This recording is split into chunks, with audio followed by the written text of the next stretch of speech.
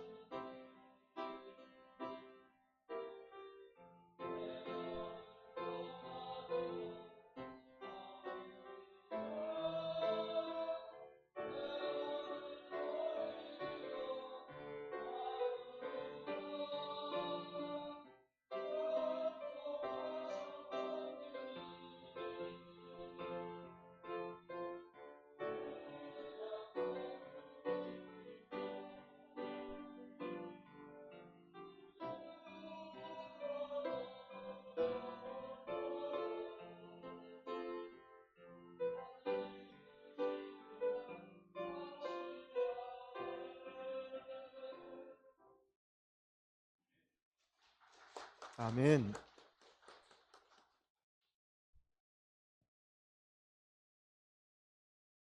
이, 너무 귀한 찬양, 은혜로운 찬양 감사합니다.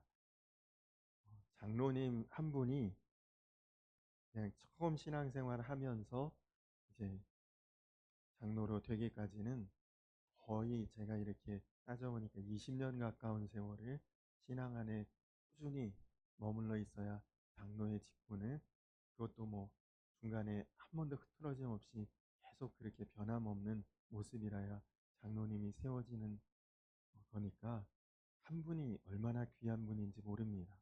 이런 귀한 장로님들이 이 성관교회에 이렇게 5분이나 계시다는 것은 사실 우리 교회가 정말 큰 축복을 받은 것이죠. 우리 장로님들 하나님의 큰 복을 받고 귀한 사명에 쓰임 받으실 수 있도록 큰 박수로 다시 한번 축복하겠습니다.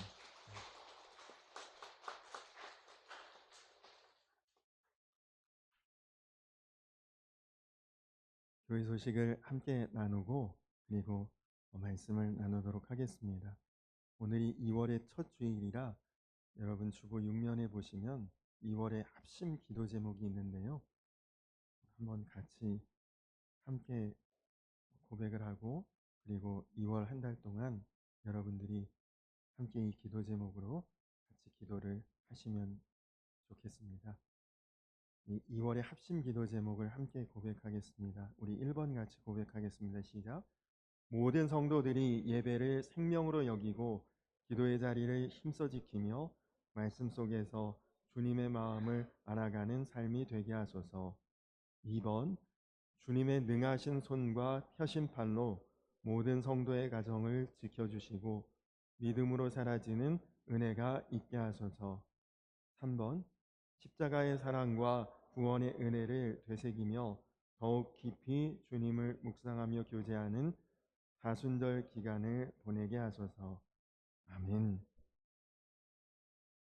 2월 한 달간 여러분들도 이 기도 제목으로 함께 마음 모아 기도해 주시기 바랍니다. 우리 주변에 계신 분들하고 인사 한번 할까요? 새해 복 많이 받으세요. 그렇게 한번 인사할까요?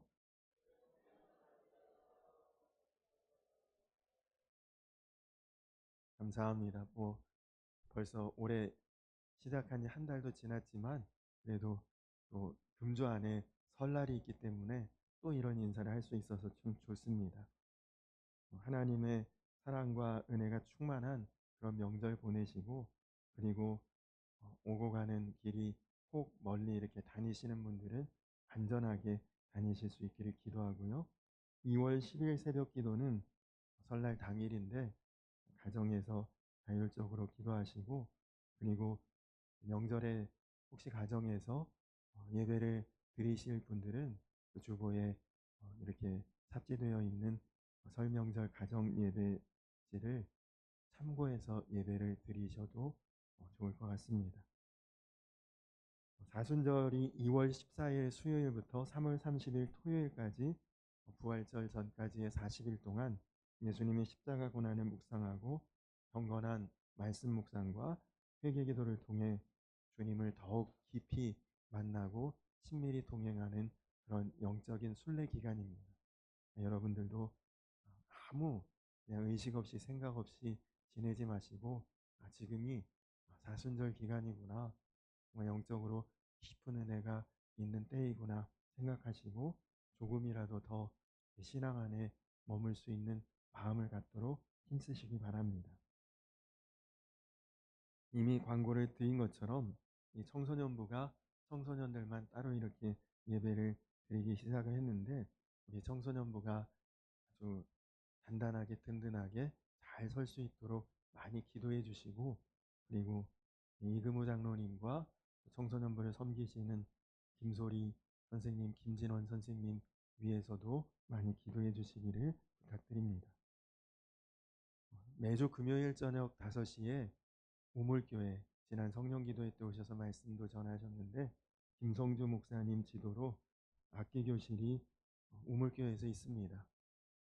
드럼, 신디, 베이스 기타, 일반 기타 다양한 악기를 배우실 수 있는 좋은 기회고 어떤 체계적인 절차로 아주 긴 시간 동안 배우는 것이 아니라 간단하게 찬양하면서 같이 이렇게 바로 적용할 수 있는 아주 그런 실용적인 배움의 시간이니까 혹시라도 관심이 있으신 분은 5시에 금요일 저녁 5시 교회로 오시든지 아니면 연락을 주시면 교통편을 한번 교회에서 연결해 보도록 하겠습니다. 많은 분들이 함께 배우시면 좋을 것 같고요.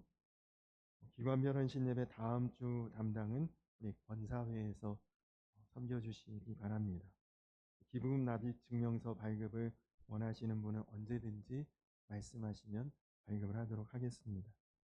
그리고 주보에는 광고를 못 드렸는데 수요 예배를 1월 한 달 동안은 아래층 교육관에서 드렸는데 여러 가지로 볼 때 2월까지는 조금 더 날씨도 지금은 뭐 이렇게 좀 푸근하긴 한데 추울 수도 있고 여러 에너지 절약도 할 수 있는 그런 이점이 있는 것 같습니다. 2월까지만 아래층 교육관에서 수요 예배를 드리고 이제 3월부터는 본당으로 다시 올라오도록 그렇게 하겠습니다. 성경 말씀 함께 우리가 읽었는데 아마 오늘 이제 예배 교회에 오시면서 운전을 직접 하고 오신 분들도 더러 많이 계시죠.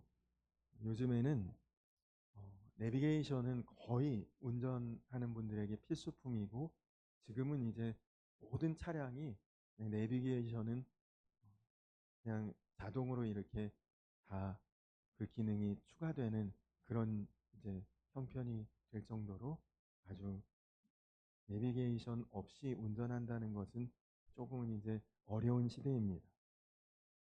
우리가 이제 내비게이션에 가려는 목적지를 잘 입력하고 그대로 잘 따르기만 하면 정확히 이제 도착을 하게 되죠. 네, 여러분 우리 인생도 길을 걸어가는 것임을 여러분 아십니까? 여러분은 어떤 목표를 향해서 인생의 길을 운전해 가십니까? 여러분의 인생의 목적지를 여러분은 어디로 설정을 하고 사십니까? 여러분은 무엇을 바라보고 나아가고 계십니까? 혹시 어렸을 때에 여러분 종이로 이렇게 배를 접어서 종이배를 만들어서 시냇물이나 이런 데 이렇게 띄워서 놀아본 경험이 있으실 것입니다.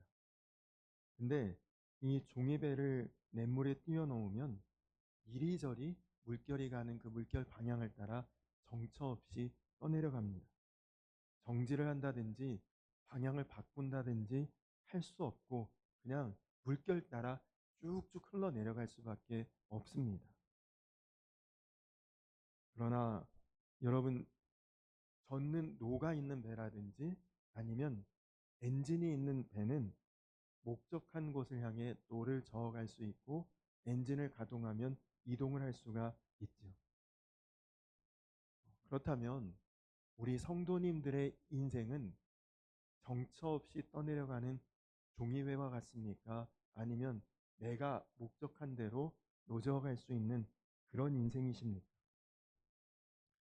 아마도 대부분은 인생에 계획이 있고 목적이 있고 방향이 있으실 것입니다. 그것을 위해 지금까지 살아왔고 달려왔고 또 앞으로도 그렇게 애쓰며 살아가시겠죠. 그냥 되는 대로 마구잡이로 사는 인생이 아니라 우리는 대부분 어떤 목적지 또 꼬린 지점 나아갈 지향하는 곳을 다 설정하고 살아가고 있습니다. 그런데 만약에 여러분 중에 혹시라도 아직 그런 목적 없이 정처 없이 살아가고 있다 혹은 여러분이 설정한 목적지가 그 지향점이 그 방향이 꼭 제대로 되어 있지 않다 그러면 지금이라도 잠시 멈추어서 여러분의 가고 있는 방향을 점검하고 수정하고 돌이켜야 그것이 중요한 것이 되겠죠. 오늘 함께 읽은 말씀은 주로 장례 예배 때 많이 보는 그런 인용 구절입니다. 그만큼 천국에 대해서 아주 정확하게 분명하게 우리에게 가르쳐주고 있는 말씀인데요. 우리 성도님들은 아마 천국 가실 것을 다 믿으실 것입니다. 또 여러분은 천국 가기 위해서 믿고 계실 것입니다. 사실 부활과 영생, 천국과 지옥, 구원과 심판, 이게 없다면 굳이 예수님 안 믿고도 살지 않겠습니까? 우리가 예수님을 꼭 믿어야 되는 이유는 예수 믿어야 죄사함 받고, 죄사함 받아야 영생에 이르고 천국에 가고, 그렇지 못하면 우리는 영원히 형벌 속에 지옥에 가기 때문입니다. 하나님의 아들이 천국에서 이 땅에 오신 목적, 그리고 십자가에서 피 흘려 죽으신 과정, 그리고 부활하시고 성령으로 우리 심령 가운데 다시 오신 것, 그것이 다 우리가 구원함을 얻기 위해서, 다른 말로 하면 우리를 다 천국 가도록 하기 위해서 그렇게 하신 것입니다. 우리가 예수 믿고 받은 복이 많지만 그 모든 복이 다 무효가 되고 없어지더라도 예수 믿고 영생의 복 받은 것 하나만 분명하면 우리는 다 받는 것입니다. 그래서 누구든지 예수 믿으면 천국 소망을 갖게 되고 영생에 대한 분별이 생기고, 그리고 예수님을 바라보며 살아갈 수 있는 그런 눈이 뜨이는 것입니다. 여러분, 이 세상에 어떤 교육기관도 또 어느 선생님도 천국에 대해서 예수님만큼 분명하게 확실하게 우리에게 말씀해 주시는 분은 없습니다. 우리에게 천국에 대해서 알게 하시고 그 천국이 있음을 믿게 하시고, 그리고 우리로 하여금 그렇게 살아갈 수 있는 방향을 정해 주시는 분은 예수님밖에 없습니다. 오늘 말씀해 보니까 내가 길이다, 내가 진리다, 내가 생명이다, 나로 말미암지 않고는 하나님께로 갈 수 있는 방법이 없고 길이 없다. 이것이 복음이고, 그리고 이것이 기독교의 진리인 것입니다. 그런데 여러분, 오늘 이 말씀, 지금 예수님께서 제자들에게 이 말씀을 하시는 이유가 너희 다 천국 갈 거야, 너희 다 영생 얻을 거야, 너희 다 그 복 받을 거야, 지금 이 말씀하시려고 이 얘기를 하신 것은 아니에요. 예수님께서 그냥 죽고 난 다음에 편하고 좋은 세계에 있다, 이거 가르쳐 주시려고 이 말씀을 하신 것이 아닙니다. 예수님께서 이 말씀을 하신 것은 제자들이 앞으로 복음 전하고 예수님의 가르침대로 살려고 할 때에 분명히 고난이 올 것이고 문제를 만날 것이고 시험을 당하게 될 것인데, 그때마다 너희가 마음에 염려, 두려움, 근심하지 말고 천국이 있음을 담대히 믿고 영생의 확신을 가지라. 그것 때문에 예수님께서 지금 이 말씀을 하신 것입니다. 결국은 우리도 마찬가지죠. 우리도 아마 여기 예배드리는 분들 중에 제일 어린 분도 약 20살, 20년가량은 사셨을 텐데, 그 인생 사는 동안 그보다 2배 혹은 3배 이상 사신 분들도 계시죠. 그 인생 사는 동안 문제 없고 어려움 없고 불안함 없고 두려움 없이 그냥 주구장창 순탄하고 평탄하고 좋은 꽃길만 걸어오신 분 있으십니까? 바로 그것 때문에 그런 어떤 문제, 어떤 근심, 어떤 두려움 앞에서도 너희가 마음에 불안해하지 말아라. 이유는 천국이 있으니. 사도 바울이 로마서 8장에 현재의 고난은 장차 우리에게 나타날 영광과 좋게 비교할 수 없도다.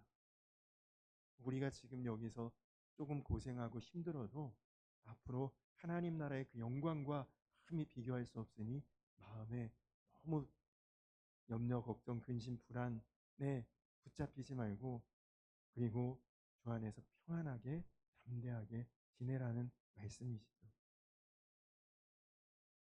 제가 군대에 있을 때 장시용이라는 군목 목사님이 계셨습니다. 이 목사님은 제가 속한 부대의 그 관할과 그 주변의 부대를 다 이렇게 관할하시는 목사님이셨는데요. 제가 있는 부대는 강원도 철원에 있는 한 포병 여단이었는데 그 바로 옆에 부대가 육군 3사단 일반적으로 백골부대라고 하는 그 부대가 제가 이제 속한 부대 옆에 부대였습니다. 근데 그 백골부대는 일반적으로 육군에서는 제일 군기가 세고 험하고 그래서 사람들이 좀 안 가고 싶어 하는 그런 부대거든요.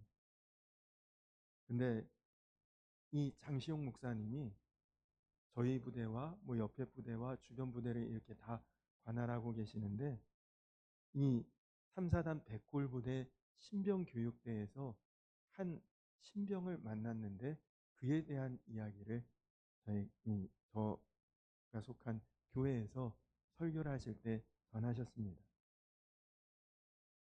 근데 이 3사단의 신병교육대에 이제 배속받아서 처음에 교육받으러 오는 사람들은 대부분 표정이 어둡고 경직되고 거의 공포에 막 그런 마음에 눌려서 그렇게 훈련소에 온다는 것이죠. 왜냐? 군기 세다고 다 알고 있고 그리고 많이 힘든 곳이라고 그렇게 다 아니까 주눅 들고 벌써 사람들이 이렇게 탁 움츠려들어 있다는 거죠. 근데 어느 날 처음 그 부대 신병교육대에 온 신병 중에 표정이 그렇게 밝은 친구를 처음 봤대요. 얼굴 표정이 그렇게 밝고 그리고 생기가 있고 그리고 보통 군대에서 웃으면 군기 없다고 맞든지 벌 받든지 할 텐데 그렇게 웃더랍니다. 자기가 군목으로 있으면서 그 신병교육대에서 그렇게 좋아하는 친구는 처음 봤대요. 나중에 두 가지 중에 하나인데 정신이 조금 약간 좀 빈약한 친구든지 아니면 정말 뭔가 마음에 결기가 있고 아주 담대한 그런 사람이든지 한번 나중에 면담을 해야겠다. 1대1로 개인 면담 시간에 그를 불러서 대화를 나눠보니까 이 친구가 정말 아주 신실하고 믿음이 좋은 친구였던 거죠. 근데 단순히 믿음이 좋은 정도가 아니라 이 신병의 어머니가 사시사철 구타는 데를 따라다니고 무당을 찾아다니는 아주 무속신앙에 심취하신 그런 분이라는 거예요, 어머니가. 근데 아들이 이제 군대 입대한다고 하니까 용하다는 무당을 찾아가서 구슬하고 비싼 부적을 받아오셨답니다. 무슨 부적이냐? 이거 몸에 띄지 않고 지니고만 다니면 좋은 부대, 현안 부대에 배치받을 수 있는 그런 부적을 어머니가 비싼 돈 들여서 받아왔다는 거죠. 그런데 이 친구는 신앙이 깊고 그리고 교회에서 아주 생활하다시피 한 친구니까 엄마 제발 이러지 마세요. 이거 미신이야. 나 이거 절대 안 붙이고 갈 거야. 그렇게 고집을 부리다가 이제 군입대 앞두고 기도하던 중에 하나님께서 이 친구에게 놀라운 마음을 주셨습니다. 그래서 이 친구가 엄마에게 가서 엄마 그때 그 부적 그거 비싼 돈 주고 받아온 그 부적 그거 나 줘. 몸에 지니고 입대할게. 엄마가 너무 좋은 거죠. 비싼 돈 들여서 받아온 거 무용지물되나 했는데 교회 열심히 다닌 믿음 좋은 아들이 결국 회심했구나. 이제 다시 교회 안 가고 이제 같이 이 무속신앙을 잘 바르게 믿겠구나 싶어서 부적을 아들에게 가져왔는데 그가 이렇게 말을 했대요. 엄마, 나 이거 진짜 몸에서 안 떨어뜨리고 반드시 몸에 찰싹 붙이고 다닐게. 그런데 만약에 이 부적 계속 지니고 다녀도 좋은 부대 배치 못 받으면 엄마가 무당 만나러 다니지 않는다고 약속해. 그 엄마가 그래 그렇게 하지 뭐 그랬대요. 부족의 효능을 아주 맹신하시는 분이니까 그렇게 하겠다고 하면서도 넌 반드시 좋은 부대 간다. 내가 장담한다. 부적만 몸에서 떼지 말고 붙이고 다니면 그렇게 된다. 두고 봐라. 그러는 거예요. 그래서 이 친구가 부대 배치 받기 전에 의정부에 306 보충대라고 지금도 있는지 모르겠어요. 옛날에 일단 거기 가면 3박 4일 동안 보급품 받고 뭐 기본 교육 좀 받다가 3박 4일 지나면 이제 거기서 여기저기로 막 이제 부대 배치를 받거든요. 근데 보충대에 있을 때 이 친구가 계속 기도를 했대요. 하나님, 정말 진짜 힘들고 어려운 부대 저 보내주셔야 돼요. 그래야 이 모든 것이 하나님이 하시는 일임을 우리 엄마가 깨닫고 귀신이 하는 것이 아님을 엄마가 알 수 있도록 저 제일 힘들고 어려운 부대 반드시 보내셔야 합니다. 그렇게 기도를 하고 그리고 이제 부대 배치받는 트럭 차량을 이렇게 탔는데 막 차가 가다가 뭐 여기서 뭐 한두 명 내리고 저기서 한두 명 내리고 계속 가거든요. 거의 이제 사람이 남지 않고 끝까지 자기가 타고 있는데 자기 번호를 뭐 군대에선 이름도 잘 안 부르거든. 몇 번 불려서 이제 거기에서 탁 내려보니까 눈앞에 커다란 백골부대 마크가 조형물이 이렇게 딱 있더랍니다. 같이 내린 다른 신병들은 탄식하고 이제 죽었다고 한탄하는데 이 친구는 마음의 기쁨이 아주 충만한 거예요. 주님, 응답하셨군요. 그리고 나서 신병 교육을 받는데 첫날부터 그렇게 웃음이 나오는 싱글벙글하고 그래서 자기가 이 3사단의 백골부대 훈련소에 왔는데 자기는 지금 너무 좋다. 너무 기쁘다. 하나님께 감사한다. 그런 이야기를 하는 신병을 만났다. 그런 말씀을 전하셨던 생각이 납니다. 여러분, 주님의 인도함을 받는 삶을 살아보면 정말 그 길 위에 있으면 세상 사람들이 이해할 수 없는 놀라운 인도를 받습니다.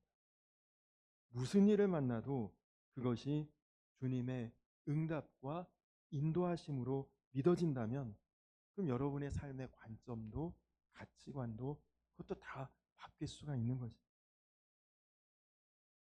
여러분 다 아시는 이야기 부자 청년이 예수님 찾아온 이야기를 다 아시죠? 아주 거만하게 나는 어릴 때부터 종교에서 하라고 하는 것 다 지키고 다 준수하고 다 행하고 뭐 여기 부족할 게 없는데 혹시라도 내가 천국 가려면 뭐 해야 될 게 더 있냐 예수님께 아주 당당하게 찾아왔는데 예수님이 그에게 뭐라고 하십니까? 한 가지가 부족하다. 하늘에 너의 보화가 크리니 이 땅에 있는 너의 모든 재산을 다 팔아 가난한 사람들에게 나누어 주고 나를 따르라. 여러분 충격이죠?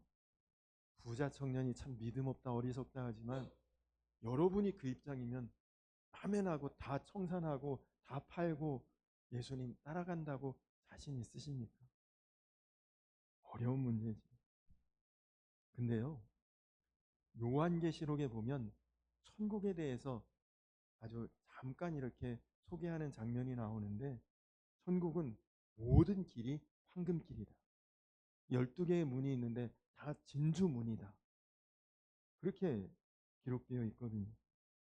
이 말씀에 비추어 보면 천국에서는 우리가 금은 보화 귀금속이라고 생각하는 것들이 천국에서는 건축자재입니다. 그것도 그냥 우리가 세상에서 본 정도만 알아서 그렇지 그보다도 진귀하고 또 얼마나 아주 희귀한 그런 보석들이 천국에는 그냥 길바닥에 널려 있는 것과 같다는 거죠. 그러니 예수님께서 이 땅에 오셨을 때 금, 은, 어떤 보석 이런 걸 보실 때 예수님 마음이 어떠셨을까요? 저거 천국 가면 그냥 길에 다 널려 있는 너무나 흔하고 가치 없는 것들인데, 야, 저걸 왜 그렇게 그냥 싸질러 다니고 숨기고 감추고 가지려고 싸우고, 이해를 못 하셨겠죠. 여러분, 걸어가다가 어디 길에 벽돌 막 떨어져 있는 거 보면 가슴이 막 두근거리시나요? 저거 누가 먼저 집어가면 안 되는데 막 그렇게 안타까운 마음이 드십니까? 언제고 내가 저거 빨리 집어가야지. 여러분, 여기 지금 다 벽돌이잖아요. 우리 교회가. 빨리 이거 한두 장이라도 뜯어가야겠다는 마음이 있으십니까? 지금 벽돌을 보면서? 전혀 없죠. 누가 준다고 해도 들고 가기 무겁고 귀찮지. 예수님께서는 우리가 세상에서 귀하다고 여기는 그 금은, 보석, 이 귀금속 같은 것들이 예수님께는 벽돌처럼 아무 가치가 없는 것이죠. 그러니까 너 그까짓 그거 중요하지도 않은 거 다 팔아버려. 그리고 사람들에게 줘버리고 나를 따라와라. 그 말씀을 그래서 하신 거거든요. 세상의 물질이 여러분 이런 벽돌 뭐 이런 것처럼 여겨지면 아까울 게 뭐 있겠어요. 어려울 것도 없지. 근데 사도 바울이 하나님 그 천국에 다녀와 본 사람 아닙니까? 고린도후서에 사도 바울이 그 써놨잖아요. 내가 천국에 가봤더니, 그러면서 쓴 것을 보니까 정말 자기가 그토록 귀하게 여겼던 거, 로마의 시민권이 있고 유대인 중에 바리새인 되어서 권세 있었고 공부 많이 해서 뭐 가말리엘의 가장 아주 수제자였고 자기 자부심이었는데, 아, 천국 가보니까 웬 쓰레기와 같구나. 배설물과 같다. 아무것도 아닌데. 완전히 마음이 확 바뀌어버렸지. 그것을 모르는 부자 청년. 아니, 그렇게까지 해야 됩니까? 천국 가려면? 예수님 제자 되려면 그렇게 극단적으로까지 해야 됩니까? 마음에 근심을 했다는 거죠. 여러분 중에도 그러라고 하면 마음이 탁 막히고 답답하실 분들도 많으시겠죠. 그러나 여러분, 예수님께서 여러분 마음에 천국 소망을 계속 주시고 여러분의 영적인 눈을 계속 뜰 수 있도록 여러분께서 계속 하나님 앞에 기도하시고 주님께서 그렇게 여러분들을 열어주실 줄 믿습니다. 저에게는 어릴 적에 보물이 있다면 구슬이었습니다. 요즘 아이들은 그런 걸 갖고 놀지도 않죠. 근데 저 어렸을 때는 구슬 많고 딱지 많으면 최고였거든요. 애들한테. 그냥 뭐 지금 우리로 치면 부자로 인정받는 거죠. 근데 저는 바카스 상자에 한가득 구슬이 있었거든요. 구슬치기도 좀 잘하기도 했고. 그것을 보물처럼 보관하고 애 들어오면 내가 이렇게 있다 보여주고 그랬는데, 지금 다 어디로 갔는지 모르겠어요. 근데 그게 다 사라졌는데 지금 못내 아깝고 아쉽고 그런 마음이 하나도 없습니다. 아마 여러분 천국 가게 되면 이 땅에서 그렇게 애지중지하던 것들에 대해서 아무런 마음에 미련이 안 남겠죠, 당연히. 저는 목사이다 보니까 병원 신방을 많이 가게 됩니다. 그리고 때로는 임종을 앞둔 분들, 호스피스 병동이나 이런 데서 그런 분들을 만나는 경우가 더러 있는데요. 막상 인생의 이제 거의 막바지에 계신, 인생의 끝에 계신 분들에게 제일 쉽게 포기할 수 있는 것이 여러분 무엇인지 아십니까? 돈입니다. 물질이죠. 천국에 대한 믿음이 분명해지면 그런 상황에서도 마음에 불안하지 않고 얼마나 평온하신지 몰라요. 돈 전혀 미련이 없어요.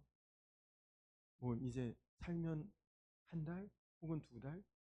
그런데 여러분 100억 있으면 뭐 하겠습니까?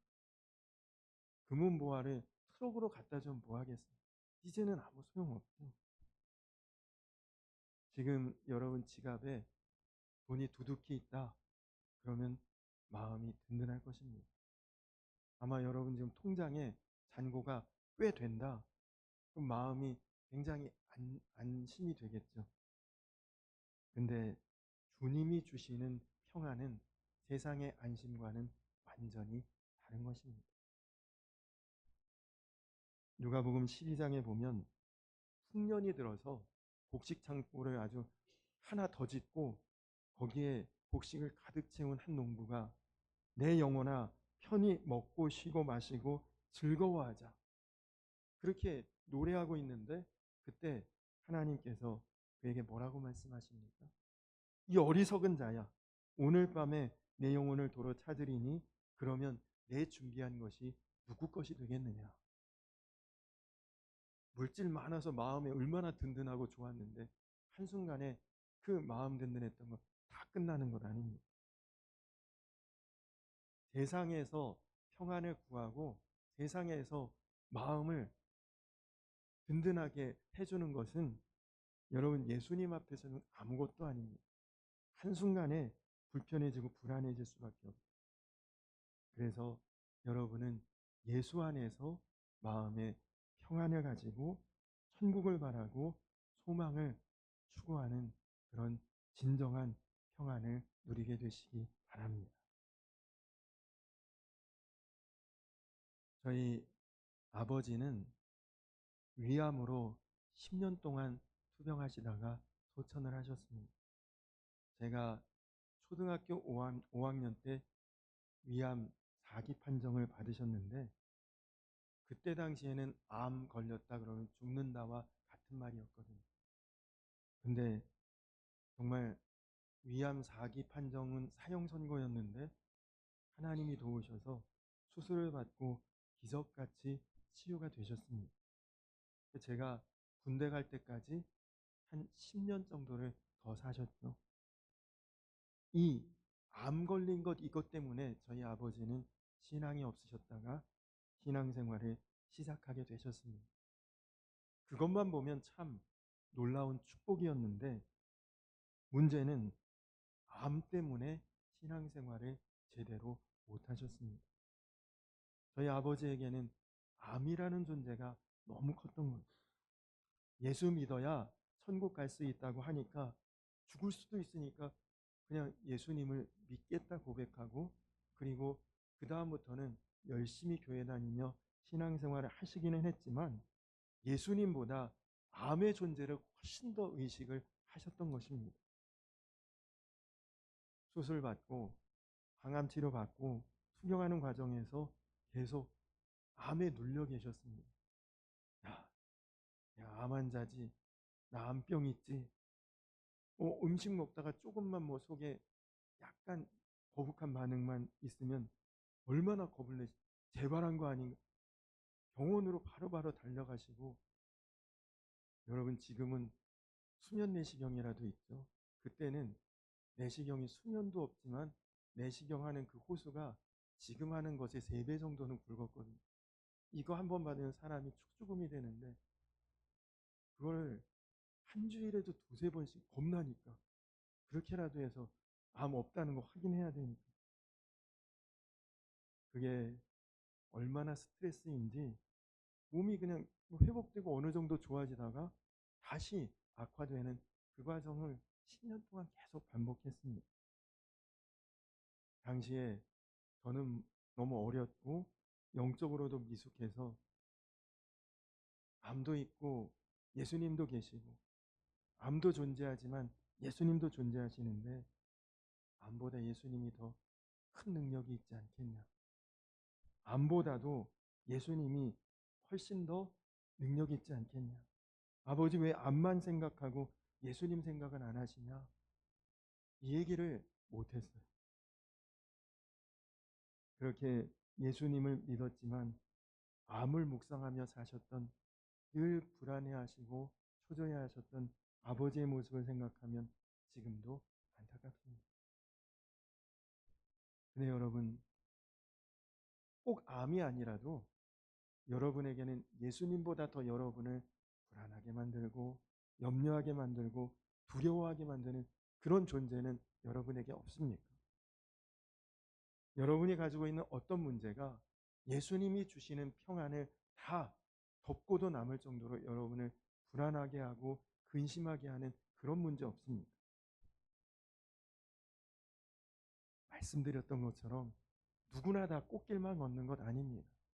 여러분 문제 있고 어려움 있고 그리고 상처 있고 그리고 불안함과 염려와 시험이 있어도 여러분 안에 계신 예수님은 능히 그것보다 크신 예수님이시고 그 예수님이 지금 여러분 안에 거하시고 그래서 그 예수님의 길 위에 여러분이 걸어가시면 여러분은 능히 담대하고 평안할 줄로 믿으시기 바랍니다. 진짜가 무엇인지 분별하지 못하면 한 번 사는 인생 무의미하게 끝나버립니다. 예수님은 이 땅에 오셔서 십자가에서 죽으셨습니다. 하나님 나라를 우리에게 주시기 위해서요. 바울은 태장으로 맞고 돌에 맞고 굶주리고 풍랑 만나 죽을 뻔하고 다 그런 고생을 했지만 그러나 복음 전하기를 멈추지 않았습니다. 하나님 나라가 분명히 있다는 것을 보았습니다. 작가 C.S. 루이스가 이런 말을 했습니다. 만약에 엄마의 뱃속에 있는 아기에게 그 아기가 인격이 있고 자각이 있어서 스스로가 무엇인가를 선택할 수 있는 권한이 있다. 그러면 대부분의 아기들은 엄마의 뱃속에서 바깥으로 나오지 않고 계속 뱃속에 있기를 선택하게 될 거라는 것입니다. 왜냐? 이런 세상이 있는지 본 적이 없으니까. 알지 못하니까. 여기가 제일 따뜻해, 여기가 제일 푸근해, 여기가 제일 안전해. 엄마 뱃속이 제일 좋은 곳이라고 생각하고 끝까지 안 나오려고 하면 그러면 자기도 위험하고 엄마도 위험하게 되겠죠. 여러분 마찬가지입니다. 천국 못 가봤어요. 천국 가본 적 없습니다. 그러면 이 땅에서 우리가 계속 머물러 있으면 그럼 안전합니까? 그렇지 않죠. 하나님 나라의 영광을 알게 되면 하나님 나라의 비밀을 보게 되면 여러분 세상에서 우리가 대단하다고 생각했고 그리고 우리가 그렇게 집착했던 것들 하나씩 하나씩 다 내려놓을 수가 있게 되는 것입니다. 왜냐? 천국이 있으니까.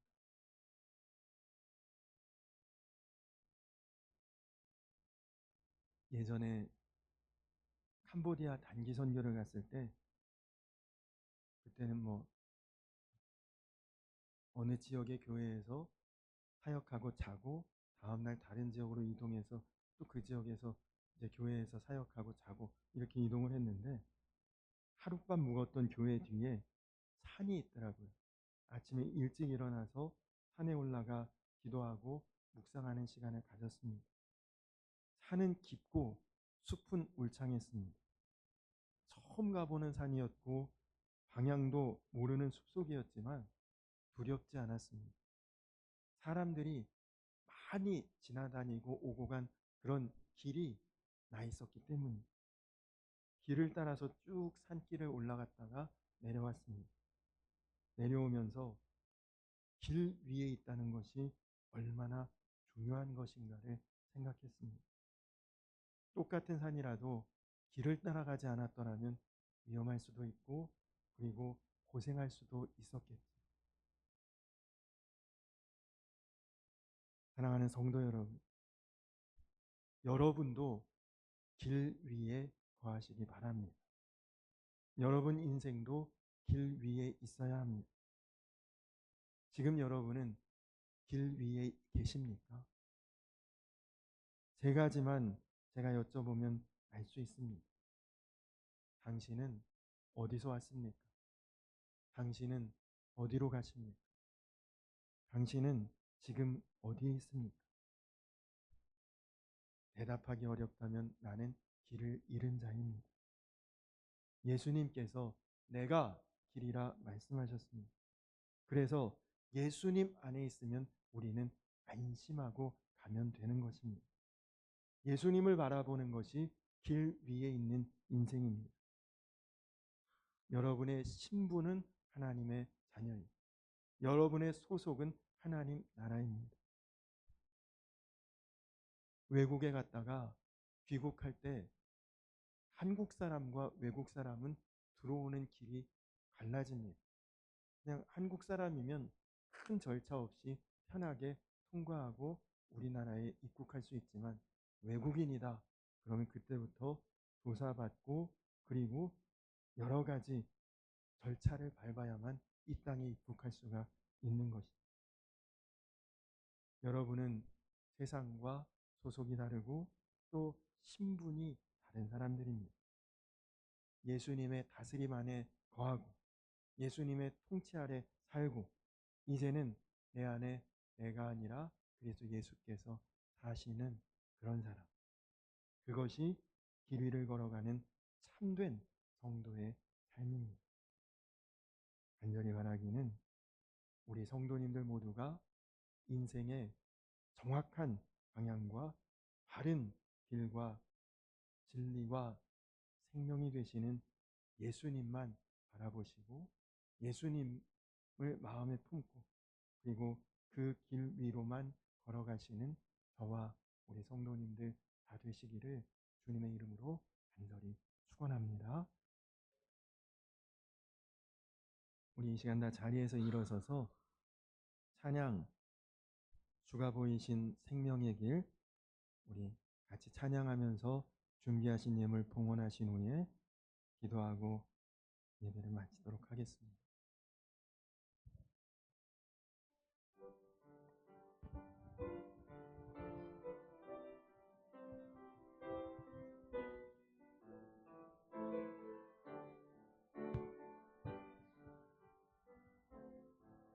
주가 보이신 생명의 길 나 주님과 함께 상한 마음 들이며 주님 앞에 나가리 나의 의로움이 되신 주 그 이름 예수 나의 길이 되신 이름 예수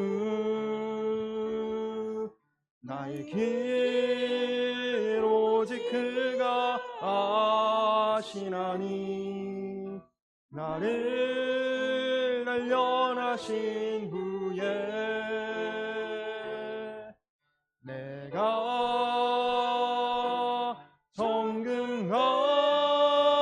정금같이 나오리. 한 번 더 찬양할까요? 주가 보이신 생명의 길 나 주님과 함께 상한 마음 들이며 주님 앞에 나가리 나의 의로움이 되신 주 그 이름 예수 나의 길이 되신 이름 예수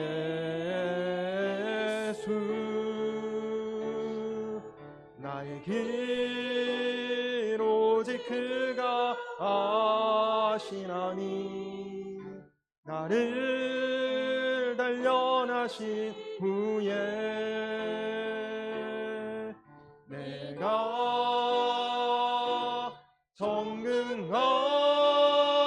정금같이 나오리라. 나의 길 오직 그가 아시나니 나의 길 오직 그가 아시나니 나를 단련하신 후에 내가